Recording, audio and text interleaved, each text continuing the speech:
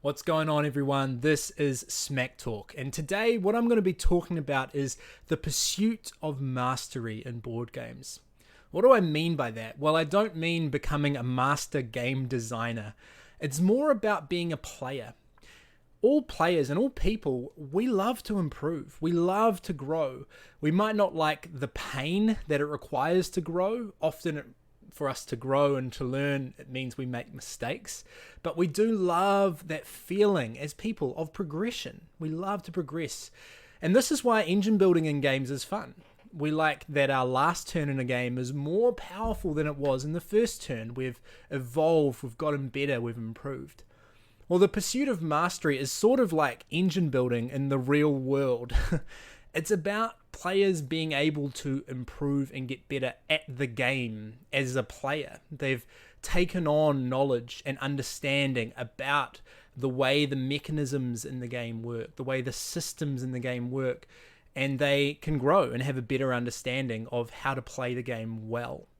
There's a real beauty in not just playing all of the new games one time, but learning a game and getting better and better and better at it and starting to understand really how it works beneath the surface. This is something that I love about a game like Terra Mystica.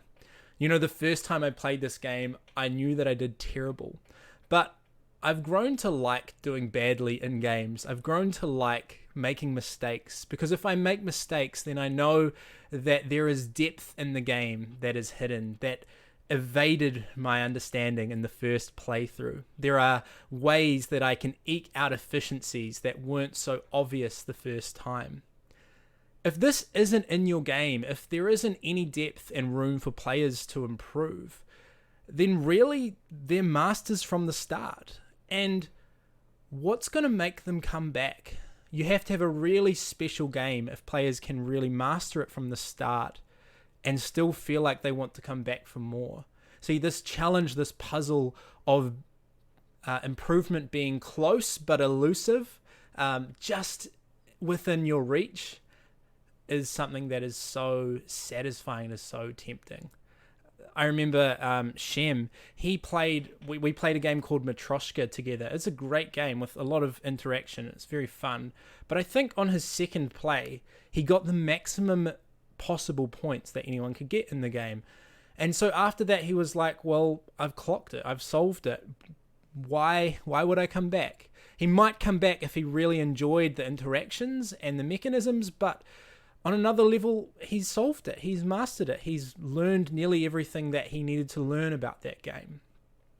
On the other hand, a game like Pandemic, this was the game that got me into the hobby. Me and my friends, we played it one Sunday afternoon over and over and over. My friends and I, we like to say, if you don't lose a co-op game the first time, it's not a good co-op game. We want to lose in our first game. We want it to be hard. We want it to be rewarding when we win. And for it to feel rewarding when we win, losing has to be possible. Losing has to be expected. And so we would play it back to back. And once we won, then we would ramp up the difficulty again. And it was so satisfying understanding the game more and more. It was satisfying seeing that us as a group, we were improving. We were getting better at the game. Yes, there was randomness thrown in there that we had to sort of deal with each time. But that is a great feeling. So we need to put this in our games, I think. We want players to feel like they can improve and feel like they can grow. Now, why this is a cursed problem is that if we put this in our games, then, and you have players with a lot of experience teaching new players, well, the players with experience, they've already achieved a level of mastery, not complete mastery, but they would have achieved some understanding from their previous attempts playing the game, their failures and things like that. And so naturally, if there is a lot of room to improve at the game, the players with more experience are going to win. And this lines up with my last talk about who gets to win your game. So mastery is something that we really want, we pursue, we love when we get better. But then it's kind of unfair for the new players that actually they don't have much of a shot at beating the person who has all that experience in their first play. And this is something that I think, is, to be fair and to be honest about my own games, this is something that's in my games, especially a game like Paladins that Shem and I designed. This was a game that when we were designing it, we didn't know how to play. We'd come up with the mechanisms, but we didn't understand how to play well. And so in our first few games, we were scoring points in the 30s, 40s, and we were so excited playing it again and again, discovering this beast that we had created, discovering this beast that we didn't understand, but we had created it. And so we would get better and better, and this was an addictive feeling, improving at the game, eking out these little benefits that over the course of the game snowball into a lot more points. It's crazy how one slight more efficient move in round 1 can end up being 10 or 15 points in round 7, the way that the resources can snowball. So this isn't a game like Paladins, but because there is so much room to improve, if I were to play someone who's new at the game, I most likely would just win by a fair amount. Now, not always, and I'm not saying I was born good at this game, but I have just played it a lot and a lot. But there is a degree to which, yes, this problem is cursed, but this is to be expected. This is something that we just have to deal with. New players have to know that if they're playing an experienced player, that they're probably not going to win. They could, but they're probably not going to win. And this is where experienced players can try out different strategies, try learning new things, find new areas to make mistakes. I like to try troll strategies in games like Architects if they're quite sandboxy. Experienced players can also explain to other players why they're doing what they're doing if the other players want to learn from them, if they want to get better understanding of the game. Otherwise, the players can try and figure that out for themselves. So we need this in our games. I would highly recommend your game having enough depth that players cannot master it in the first play, and they'll want to keep coming back for more and keep experiencing and growing in their own ability at the game. There are kind of two ways we can put this in, or two types of mastery that people can have. The first one's the main one that I've been alluding to here, and that's mastery over the game's systems. So that's where there's lots of room for sequencing of actions in different ways.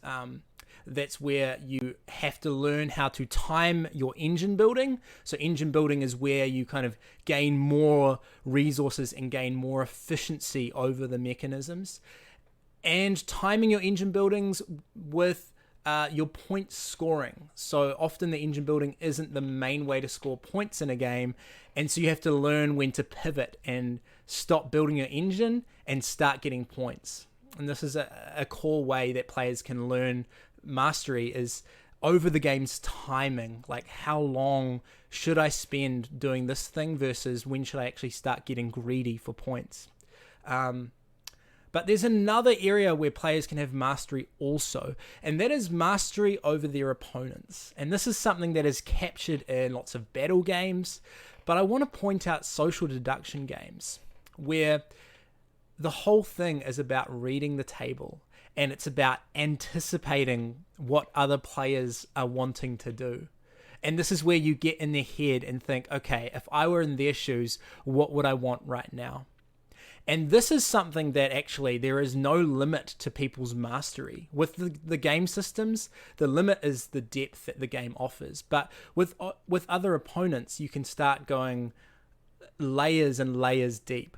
So let's use a game like Citadels as an example. I love that one as an example, but you could use any social deduction game. So let's say that in your group's meta game, the first player always gets the assassin. Let's not question that. Let's just assume that you know somehow the first player has got the assassin. Now, you've got a bunch of buildings that would benefit you if you took the merchant, I think it's called. And so you think that actually the assassin knows that. So the assassin is probably going to assassinate the merchant. So you think, okay, so I can't get the merchant. But because the assassin also knows that you wouldn't take the merchant because they are the one that is under threat, then maybe you do take the merchant because actually they know that you're not going to pick it, so you pick it. And then you can keep going down and down and down into this rabbit hole, around in circles. And so mastery over opponents, you can never fully solve it. You can never fully max that out, because players can adapt. They can evolve to what you did the last time. They can start anticipating what you are going to do. They can read the games and the group's metagame, the way that we like to play the game. And they can come up with counterplay to the group's metagame, and that's where new metagames evolve. This is something that is just so cool when you have a game where everyone is trying to gain mastery over their opponents. Like in a game like Coup, it starts off where everyone is the Duke. And then when you know that everyone wants to be Duke, then there are certain things that you can start doing to adapt to that style of play, which is just lovely. So my encouragement to you as a game designer or as a game player is seek out games where you can improve. We want our games to feel like improvement is necessary. Like, I really do want to get better at this game. Like, it's tempting. It needs to be possible.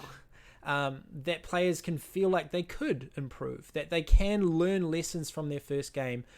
But we don't want it to be so necessary that they just get beat down and have no hope in their first time playing. We want players to still want to come back for more. We want them to be engaged and enjoying it in their first play and not feel like there's no chance whatsoever to win. And if you can put mastery over opponents in there as well, all these layers of thinking and interaction in the game, that is something that I find so fun. So yeah, thanks so much for watching. Let me know if you have any thoughts on this topic. Okay, bye.